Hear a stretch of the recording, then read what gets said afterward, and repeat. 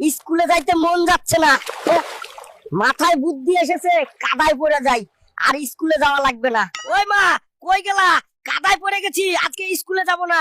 শুয়োরের বাচ্চা, ঘরে আরো জামা আছে, তাড়াতাড়ি পড়। ওই মা, আমার হাত ছেড়ে দাও। না, তোর হাত ছাড়া যাবে না। তোর হাত ছাড়লেই কিছু না কিছু করবি। ও মা, আবার পড়ে গেছি, কাদায় থাক, আর স্কুলে যাব না। হাই রে, আমার কপাল গাদারে জন্ম দিছি। আজকে আমার সব মান সম্মান গেল রে। এই নিয়ে 3 বার কাদায় পড়ে গেছিস। এই অবস্থায় তোরে স্কুলে নিয়ে যাব? দেখুন হাল্ক, মায়ের পিঠে চড়ে স্কুলে আসছে। জলদি নেমে পড়ো, স্কুলে যাও এবার। মামা আমাকে স্কুলে এনেই ছাড়লো, কিন্তু আমার বন্ধু বান্ধব হাসাহাসি করছে। এদের ভয় দেখায়। স্কুলে যে কারণে আসতে চাইছিলাম না, গণিত আমার মাথায় কিছু ঢুকে না, ভয় লাগছে। স্যার এখনই এসে পড়া ধরবে।